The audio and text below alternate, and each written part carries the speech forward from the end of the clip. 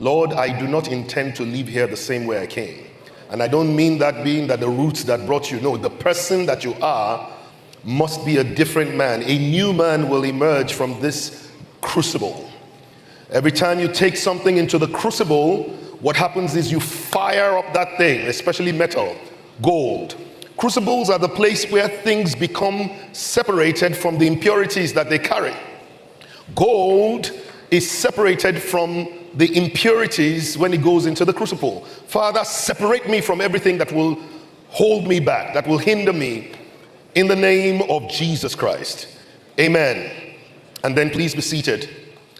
I'm going to try and do a quick work here because we have some serious work, and I know you can't wait to listen to Reverend Kula. One of the most influential books that I read growing up, my mom insisted that I read that book, and all my siblings did. It was a book in the library of my home, and was written by a gentleman by the name of Robert Schuller. The book was titled, Tough Times Never Last, but Tough People Do. Anybody heard about that book before? All right. I will recommend that every man in this room and everyone listening online, please go and read that book. I know that many times I have been called by different types of appellations. Some people say, oh, Fela Durotoye is a motivational speaker, an inspirational speaker, a transformational speaker. When I was running for office in 2018-19, I even heard that I was a revolutionary speaker. But guys, I have come with a sound of reality, but with the inspiration that will position you to make the most of what is about to happen. This is going to be a very pragmatic conversation that we're going to have. And the first thing that I want you to know is that there are tough times ahead. There are tough times ahead. I didn't come as a bearer of bad news. I came here to reposition you to make the most of what's about to happen. There is an ongoing war that is more than just breaking news. It is a game changer for the global economy. The war in Iran is more than the conversations that a lot of people are having. And what is surprising to me, even as a business leader and a management consultant, is I still haven't seen many executive meetings on Monday doing all of what is required to dimension the risks that are about to be impacted on the businesses. I've not yet seen the war in Iran on some of the agendas of the Executive Council meetings that I have privileged to know what's going on in their meetings. They're not talking about it. The war in Iran is still being seen as a conversation, as what's happening. Did you see? And people are commenting, but guys, please let me help you understand. That war is going to have real impact, but because typically Africa is what they call T+1 behind the timing of impact in the US. So if you go and look at whatever it is that happens on Wall Street, 1 year later, it's going to show up on the Nigerian Stock Exchange, probably also on the Kenyan Stock Exchange. We are typically T+1. When things happen that impact oil prices in the US, or what you'll call the Western Hemisphere, it takes a little while before the impact shows up. But this one is going to be different. Just a couple of days ago, there was a news article, I think on CNN, that was talking about what's already happening in Kenya and how many petrol stations are already running dry because there is a particular choke point called the Straits of Hormuz. Some of you have heard that. Listen, guys, it's important for you to know what's going on around you so that you can know how to position yourself for what God wants to do in you. Please listen to what I said. It's important for you to know what is going on around you so that you can position yourself for what God wants to do in you and through you. The Straits of Hormuz allow for about 30% of the world's oil and petroleum products to pass from the Western Hemisphere and then from Middle East all the way across, so to China, to all across the world. And right now, there's a chokehold on it. Ships are so panicked about passing by because the Iranians are attacking the ships. And what the Iranians are trying to do by making sure that that chokehold is maintained is that it's the greatest battle they're fighting against the United States.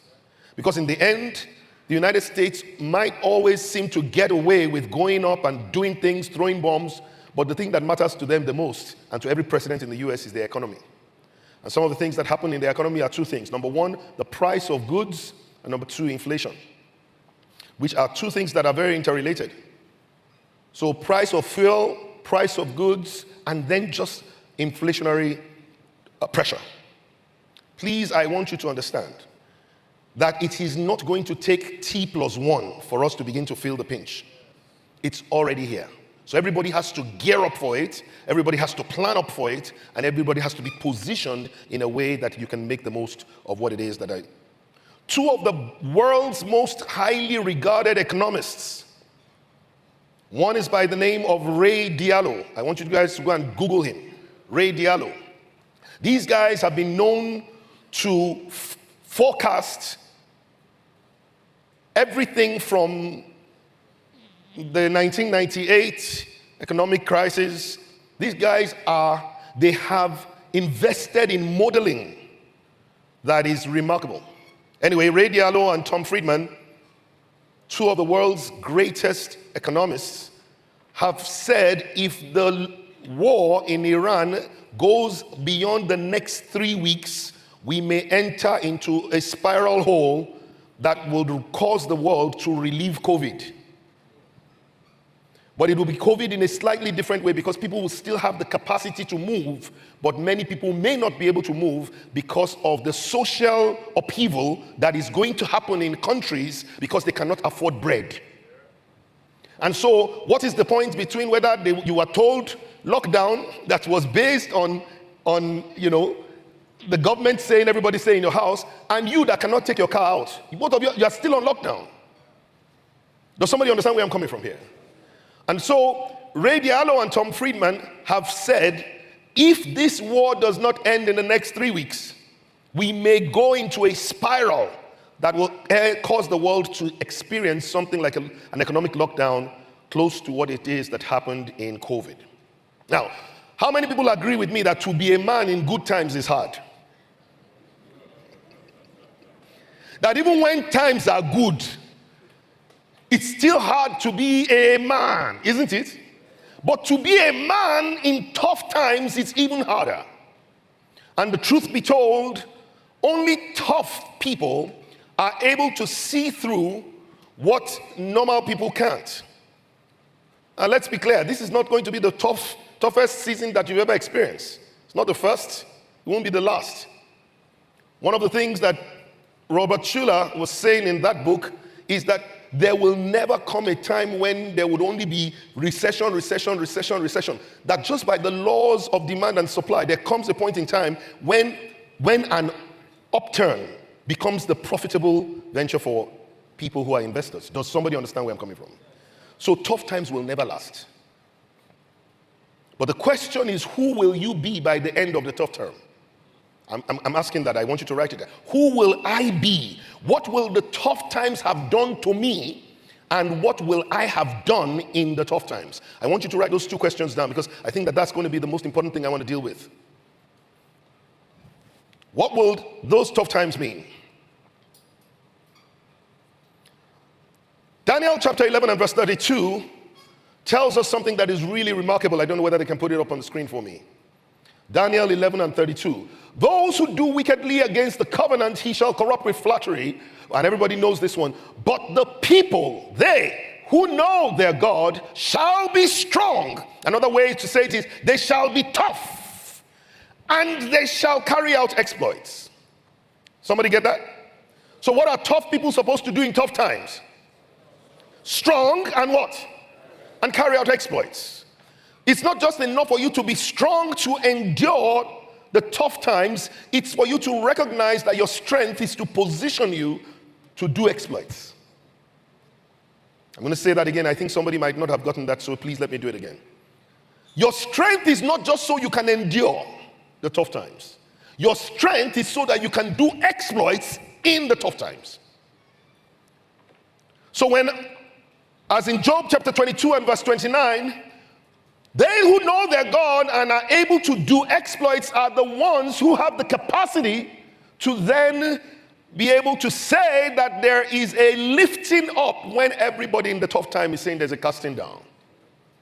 When they cast you down, or when they say there is a casting down, you, the tough ones who know your God, who are doing exploits, will say that exaltation has come in the time when other people are saying recession has come. But please understand that thing is not just a confession, it is a position. I'm going to say that again. It's not a confession, it's a position. It's a mindset that causes you to position in a particular way during tough times. All right? DJ Paul referenced two key things that I want to please highlight here. The two toughest challenges you're going to deal with in the season ahead, where there's a likelihood that, combined with all the existing issues in Nigeria that have to do with insecurity and all of the things that have to do with the upcoming elections and all of that, on top of that, the global impact of the war on Iran is likely to still have issues with us. How many people know how much 1 liter of petrol is selling for now? 1,000, 1,200, 1,300. Now, listen to this, guys. Please understand, it is likely to go up. It is likely to go up. Now, you'll be asking yourself, why is it that we, an oil-rich nation, guy, first of all, understand, it's going up. My question is, how are you positioned for what is just about to happen so that you can say there's an exaltation? That is the key. Don't run commentary at this time. Have true conversations that will lead to contribution. Did you hear what I said? Commentary does not change things, but conversations that lead to contributions are the things that lead to transformation. Be careful what you're saying and to whom you are speaking every time things begin to look dark. Please show me the 4 circles. Let me help you understand. When it comes to mankind and during the time, family faith, there are 4 key concentric circles that the enemy will try to attack. Which one is the one that he's likely to attack first? From the outside? Finances. When things get more expensive, even if your income is steady, you still have less disposable income. When the price of diesel and please understand, the price of diesel will go up because we still import some diesel. 60% of our diesel is still imported. Please understand that the Strait of Hormuz means that diesel tanks have not been able to pass by, which means that you have, in a sense, reduced our supply, which means that in a short while, diesel price is going to go up. When diesel price goes up, your children's school who run on diesel are going to say, after about 3 or 4 weeks, it is time for us to increase school fees. You are asking why. They say because diesel has gone up. They have not yet linked it with Iran war. But it's not just diesel prices that are going up. Please understand, the cost of food, tomato, pepper, and all of these things are likely to go up. This is just because of what is happening and the economic impact on the world. So I want you to please understand that there are likely to be a financial pressure that is going to come on everybody. How you react to that pressure is very key. Because many times, the first thing that most people do is to try to go into what they call a financial constraint. How do we spend less? And that is wise. But they that know their God, they don't just think of how to spend less, they think of how do we make more. It's a completely different mindset. This is not the time for recessionary thinking. This is the time for expansionary thinking. This is the time for you to start thinking about growth. Somebody say growth. They that know their God, they shall grow. So don't start thinking of how to start cutting your coat according. No, you cut your coat according to the vision that God can give to you, and you make moves. Some of you are going to buy lands because somebody else who does not know their God, who God loves, but is not the one who knows their God, is going to want to sell off his land quickly. Cash is king. I don't know whether you understand what I'm saying. This is the time for positioning. Tough times will not last.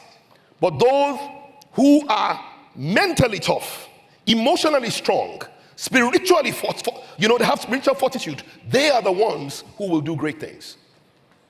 Is there any of them in this house? Let me just see you. Wrath and doubt are likely to be the two most important weapons that the enemy will use against you at this time. And please let me be clear. Once pressure begins to show up, the first place you're likely to see that pressure is in your field. Organizations have already started laying off people. And as you can imagine, once they start laying off people, then again, those individuals, their finances is further impacted, and it is impacted with no hope of their next salary. I pray that nobody in this room is one of those that will be laid off. But listen to me, even if we have found stories of people who came to their understanding that, listen, my God is my provider, even at this time, they went to their provider, what do I do? God opened the door for them, and by the end of the conversation, a couple of, putting things to work, all of a sudden, boom, they've been able to do business that they were not doing when they were in employment. Now they're making much more money. So let me help you understand. The love of God is going to guarantee that you will always be all right. Is somebody here? But if you allow the pressure to come in, it will come through finances to field, and then it will touch on family. The first person that begins to bear the brunt of financial pressure on men is who? The wives. Because you are now saying, don't you understand? You don't even know what I'm going through. And because you think that they don't know what you're going through, and they're not feeling the way you are feeling, or they don't seem to be under the pressure, or they are the carrier of the needs of the children to you, regardless of whatever your supply is, you think that they are not in touch with you. Please let me help you understand. The reason why the enemy wants to attack your marriage is twofold. Number one, so that you break faith with your wife. And I want you to understand that breaking faith with your wife is not only infidelity, even though we have also found out that apparently pressure on the relationship, many times, if the person doesn't have the guardrails, can lead to infidelity. Can I show you how? Because many times, once the wife begins to question her husband, and begins to, the guy attacks her back, she becomes defensive, they don't have conversations, now she doesn't know what really is going on.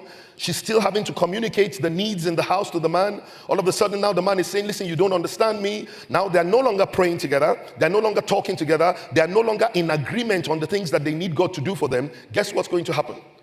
It will begin to impact their sex life. And once they lose that intimacy, the man under pressure will begin to look for sources of pleasure. If he can't get that pleasure within his home, if he does not have boundaries, preset boundaries before the pressure, will start looking for pleasure outside his home. So please understand that whilst the devil does not intend to marry your wife, he wants to scatter your marriage. Can I be clear about that?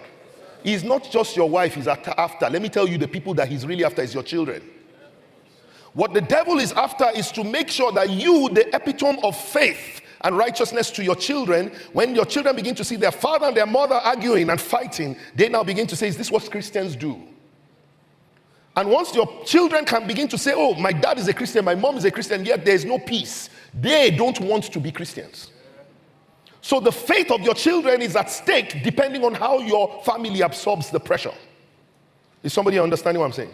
But please let me help you understand that the real goal of the enemy, put that slide back, is not your finances.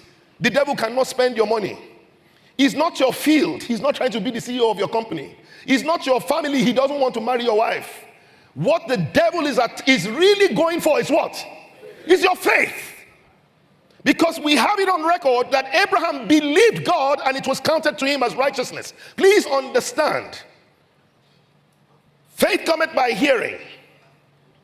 And without faith, it is impossible to please God. So what happens is a lot of people, when pressure comes, they begin to talk to everybody else except God. And it begins to impact your prayer life. And you begin to wonder if God is really good. Because the few times that you pray, you are wondering, is he even hearing me? Is somebody here? I want you to understand that what the enemy wants to do is to put you into a chokehold that looks like this horse. Horse, Shay. Look at this. Anybody see this? What do you see? I'm sorry? Can anybody see the amount of horsepower that is under control? Do you see it? Of what? Does that horse believe that the chair can hold it? What will happen if this horse were to sneeze? The chair will fly. Will that horse move? No. Why? Because it already believes that whatever it is tied to is stronger than it. When did the horse believe it? Was it when it was tied to a chair? It was tied to something stronger. And how did the people know that the horse was ready to be tied to a chair? On the day it stopped trying. Once it stopped trying, listen to me, what the enemy is trying to do is to get you to a place where you stop believing God. You will always believe. You were created to be a believer. It is either you believe God or you believe things. You believe man. You will always believe something. You will believe the news. You will believe the word of the enemy.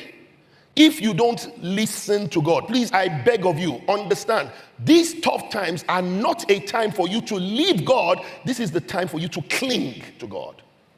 Is somebody still here with me?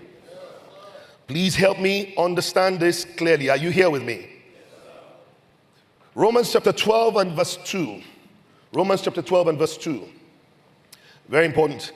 God is telling you that in times like this, do not be conformed to what you are hearing on the news, factual as it may be. The internet is one source, the holiness is another source. But many people don't have subscription. But, somebody say but, meaning leave that one now. Focus on what I'm about to say. Be transformed. How? By the renewing of the mind. What you saw with that horse was that it had been conditioned. The mind of that horse had been conditioned. When you come into the crucible, what you're trying to do here is to renew your mind. This mental conditioning, we've got to be able to make sure that we break the chokehold that the enemy is placing on how we think and what we believe. Is somebody still here? Be transformed by the renewing of your mind. Why? So that you may prove what is the good, pleasing, and acceptable and perfect will of God. The reason why you're going through that transformation is so that you can know what the will of God is. And you are able to prove. The word prove there is experience. Experience the good, pleasing, and perfect will of God. Please give me Jeremiah 29 and verse 11. This is what God is saying to you. I want you to hear it first from Crucible. He says what? Let's read together. 1, 2, 3, go. For I know the thoughts that I think towards you, says the Lord. Thoughts of peace and what? And what? Please understand that even when nasty things are happening, it is not God's way of punishing you. He's not thinking evil thoughts about you even when times seem to be evil. Can somebody help me understand? Let's finish that. So that it will give you what? A future and a what? A hope. The challenge is that the will of God, whilst it is intended to give you a future and a hope, unfortunately, it is not the way that we think that he thinks. Jeremiah 55 and verse 8 to 9. Let's move quickly, please. Jeremiah 55, 8 to 9. I'm going somewhere. I just wanted to just land this and share a thought with you. Remember what I'm saying. I don't want the pressure to get inside you. I don't want the pressure to get inside you. And can I quickly say that the truth about it is that pressure will always come to reveal what's inside of you already. A gentleman once said to me, he said, you know, fella, my wife brings out the worst in me. I asked him, who put it there? He said, who put what there? I said, you said she brings out the worst in you. I said, yes. I said, who put the worst there? You cannot squeeze lime juice out of an orange. It is what is in you that will be revealed when pressure comes. Does somebody understand what I'm trying to say? It is either going to be the fruit of the Spirit that will be revealed under pressure or the works of the flesh, but it cannot be both. Does somebody understand where I'm coming from? Jeremiah chapter 55. Are you ready? Let's go. For my thoughts are not your thoughts, nor are your ways my ways, says the Lord. Next verse, verse 9. Let's go quickly. Thank you, media. For as the heavens are higher than the earth, so are my ways higher than your ways, and my thoughts than your thoughts. Please understand, the way that God uses to deliver exaltation to the children, to his own beloved, is not the way that the beloved will have thought about it. This is not the time for you to be relying on experience. Experience can be very misleading in tough times. You've got to be open to learn, to try, to explore new things. During COVID, as with most people, we were all at home, and just like all of you, especially for those of you who have kids, we were at home with our children, not knowing how long the lockdown was going to be. Most people couldn't, especially if you're doing business, number one, you couldn't get new clients. Number two, even if your clients were owing you, you couldn't even ask them for the money. Nobody was earning. Anybody was like me there? My case was even a bit more complicated because we had just started building an ultra-modern leadership development center. We had sunk in significant amounts of money in January, and then the lockdown happened in March. So our strategic reserves were low, and yet I still had staff to pay and a home to run. But thankfully, I did something that I do in my toughest times, because I do it when times are not tough. I went into my secret place. That's my own crucible. I locked myself up for 3 days, didn't come out of my room. And I kept on asking God one question. I said, Lord, show me the light at the end of the tunnel. On the third day, I heard God say to me, my son, stop asking for light at the end of the tunnel. Ignite the light in your heart and you will see your way out. And you will lead many others with you. I asked God, what does that mean? He gave me 3 questions every man must be able to ask. Are you ready? Number 1, who can I help? Who can I help? Question number 2, what can I help them do? And question number 3, how can I help them? Who can I help speaks to a demographic that God is sending you to as a helper. You see, what happens is during tough times, we carry the mentality of a help. Somebody who needs help. Whereas what God is saying is they that know their God know where your help is. I will lift up my eyes unto the hills. That's the tough time. But from whence cometh my help? My help cometh from where? So I am not lacking help in my time of need. I am lacking understanding of how I can be a helper in my time of need. Did you get it? Who can I help? You don't have money, you are talking about who you can help. Yes, sir. Because you are not supposed to pursue money in tough times, you're supposed to attract money. And money will come to a helper, not to somebody who is looking for help. People will run away from you the more you call them asking for help, but they will always open up to you whenever you are looking for who to help. Is somebody with me? So I had to change my mindset. I had to change my mindset. Science, see? Science. I had to change my mindset. I want you to look at this. Can anybody tell me, what do you see? No, come on, guys, talk to me. No, now let's say it like it's crucible. 1, 2, 3, go, Shay. Mm-hmm. He told you before, do not be conformed to the patterns of the thinking. Where did you get science from? Please understand, you got science from a pattern. You had seen this thing before. Listen to me, in tough times, you've got to think differently. And the only way for you to be able to think God's thoughts is to go to God and sabba with him. You know that one they call Takuti Jesu? Like, Lord, until I know your thoughts, I'm not living here. Because I can't walk this walk by myself. Does somebody understand what I'm saying? These tough times are the times to run into the cave. Right? God is looking to raise helpers, not just people asking for help. Exodus chapter 10 and verse 21 to 23. I want you to see what happens in dark times, in dark seasons. In dark seasons. Let me read to your hearing. Then the Lord said to Moses, stretch out your hand towards the heaven, that there may be darkness over the land of Egypt, darkness which may even be felt. Serious darkness. And so Moses did that. So Moses stretched out his hand towards the heaven, and there was what? Another version says gross darkness. in all of the land of Egypt 3 days. Let us look at what the impact of darkness is. Let's go. Verse 23. They did not see one another, meaning there was no recognition of opportunity. They couldn't even see, you couldn't see who your customers were, your customers could not see you, you could not recognize the people that you were seeing, especially opportunities. Neither did anyone rise from his place. So in the time of darkness, gross darkness, the first thing that happens is no one rises. Which is why they that know their God, God said to them in Isaiah chapter 60, they that know their God, what happens to them? Isaiah chapter 60 and verse 1. Let's go. You know it already. Let's go. Arise, shine, for your light has come, and the glory of the Lord is risen upon you. Is this in the time of light or in the time of darkness? How do we know? Verse 2. Let's go. For behold, the darkness shall cover the earth. Woo! That is like the time of the Egyptians. And deep darkness the people. Gross darkness. But the Lord will arise upon you, and his glory will be seen upon you. So listen to this. God arises upon you in the time of darkness.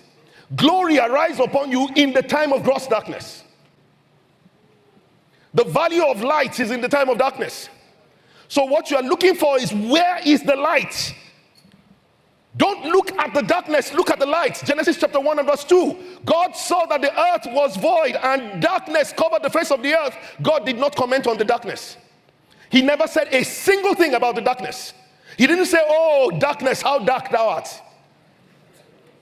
He simply said, listen to this, let there be what? And where did light come out of?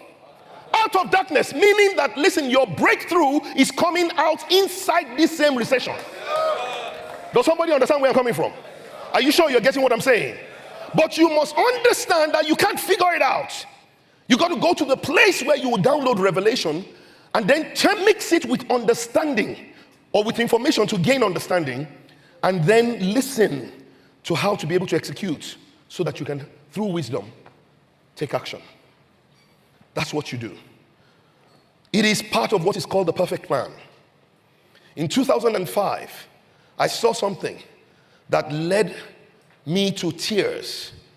On the front page of a newspaper, it was said that 84.6% of the students who sat for NECO did not have 3 credits and a pass in maths and English. Therefore, they had failed. So the title was 86% of NECO students fail. That was the headline. They said 1,018,000 students sat for NECO, 866,000 of them did not pass. Initially, I was about to just flip the page when God said to me, those are not numbers, they are shattered dreams. Shattered dreams, wow. He said, if you don't fix those things now, they'll become a nightmare to everyone. So what can I do? And God asked me a question, 4 questions. I need to test you with this, A, B, C, D. The first question God asked me, he said, are you willing to accept responsibility? To me, how can I accept responsibility for the performance of students in NECO? Am I the Minister of Education?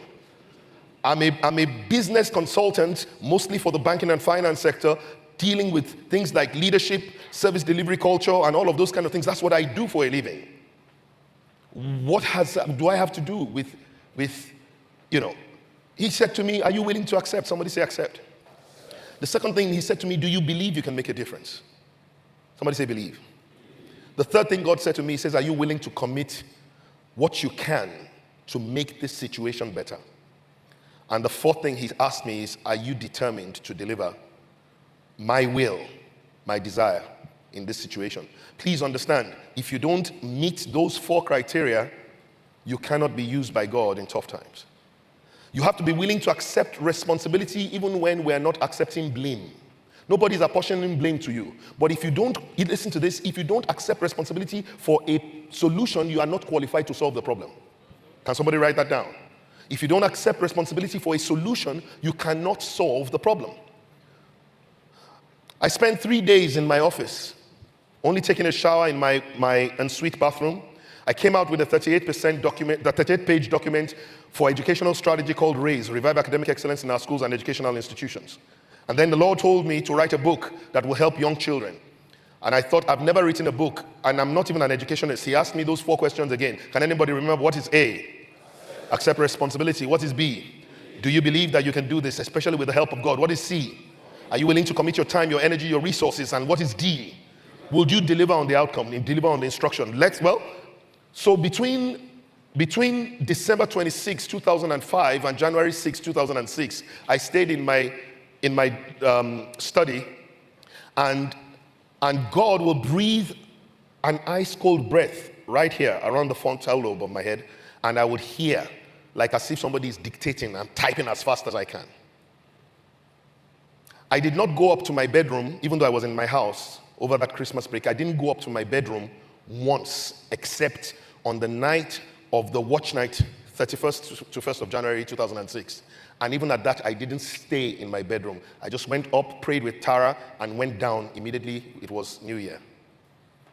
You see, to be strong and to do exploits requires a discipline to know what God is thinking and to do what God is saying, even though it doesn't make sense. Long story cut short, it took us another 9 months to be able to perfect this book. 9 months. 9 months. On the 6th of September, I told you I finished the book on the 6th of January. On the 6th of September, I sent the book that had been worked on by 28 experts. Because excellence is the nature of God. God said to me once, my son, your desk is an altar, your work is an offering, but the excellence of your work is a sweet-smelling savour unto me. Don't ever do anything for God that is not excellent. It is his spirit of excellence that will find his work in you to produce excellence. Long story cut short, we paid for 500 books for 960,000 naira, and then the printer gave us 501 books. So I had 1 book extra. The day I received it, I knelt down to pray on it. I heard in my spirit, give out all 500. I started to rebuke the whole, like, God, long story cut short, God said to me, listen, there are 2 things the devil can never tell you to do. Number 1, he can never tell you to give your life to Christ. Number 2, he can never tell you to give, because he knows if you give, it will come back to you, good measure, pressed and shaken together, running over. So now what do? He says, I want you to give out all 500.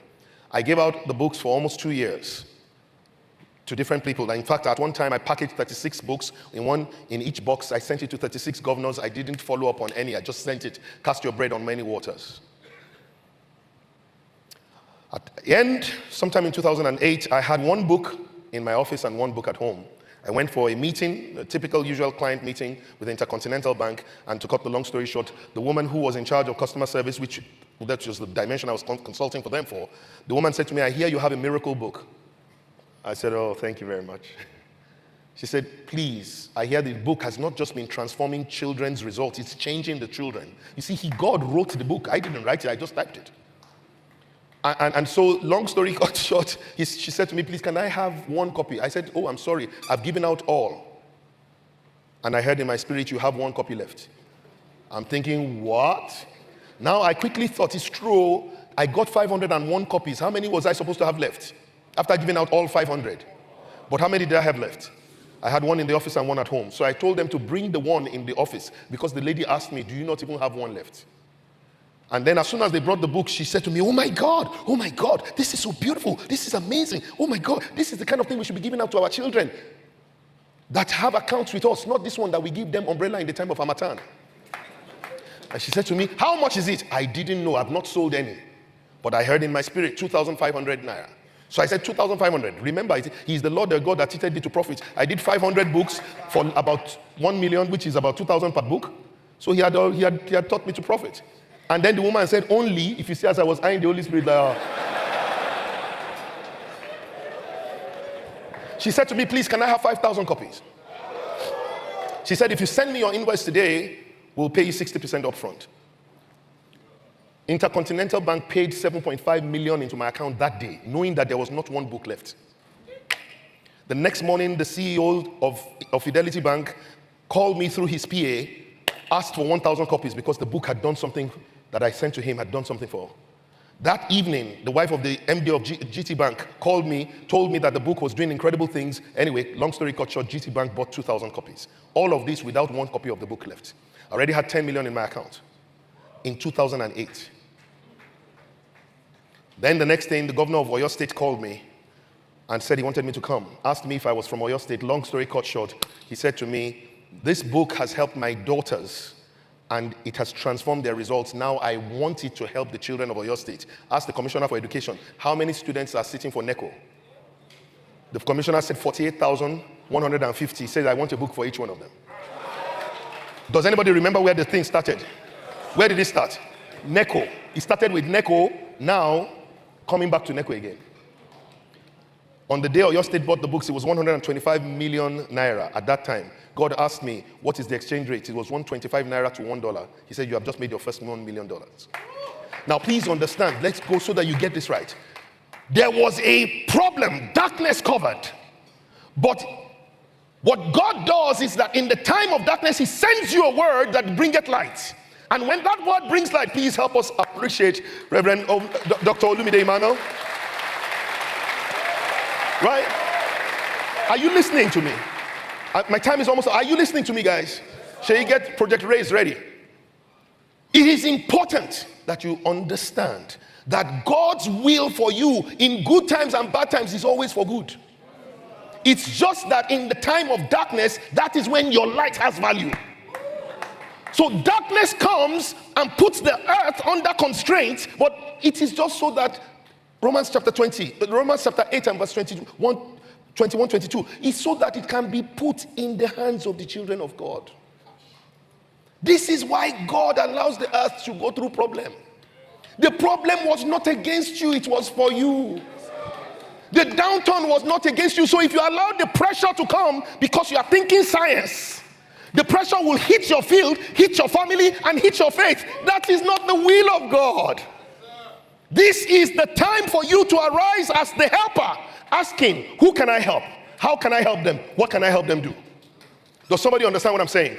Listen, my time is over. I just want to show you a quick video. Oyo State, God said to me, my son, the children of Oyo State are not like the children of Intercontinental. I said, okay, Lord, what would you have me do? He says, I want you to go and train the children of Intercontinental. Of Oyo State. Train them. Yes, 48,150 students. Yes. And then I saw a vision of the children sitting down in the hall wearing uniforms. I said, why are they wearing uniforms? God said to me, so as to cover the shame of those whose uniforms are torn, seated beside the children whose uniforms are clean. I said, but Lord, why are they writing? He said, you are going to give them notepads. Notepads, 48,150 students. He said, yes, and pens. Yes, sir. But why are they eating? He said, because you are going to give them food. Wow. Lord, but I don't understand, why are they drinking from bottled water? Because I don't know what's going on here. He said to me, because many of them have never drank from bottled water, I want them to drink for the first time. Remember, every 10 naira I spend is 480,000 naira. So imagine this. And then I said, okay, no problem, let me go and ask Oyo State. God told me Oyo State will not give you the money. I said, where am I going to get the money? He said, why do you think I gave you the books? So now, as I close, please watch what happened with your own two eyes when God did a turnaround in an Oyo State. At one time in this nation, we had people who knew what was right from what was wrong. And we had a value system. My relationship with Fela Durotoye dates back maybe 10, 12 years ago. Fela Durotoye is an icon of possibility. Fela Durotoye is a man who believes that if you can think it, you can make it happen. Time and time again, he kept spinning off projects that sounded like this should be government business, not our business. But his capacity to convince us that we are government is something I consider amazing. I remember Project Raise, by the way, it's an acronym for Revive Academic Excellence in Schools and Educational Institutions. Raise is a vehicle to delivering a new nation. The goal was to say, you know what, how do we sell the why Can you see the children? Excellence to a child? In all the uniforms. You don't have to pass exam because your father wants you to pass the exam. You want to pass the exam because you have a why.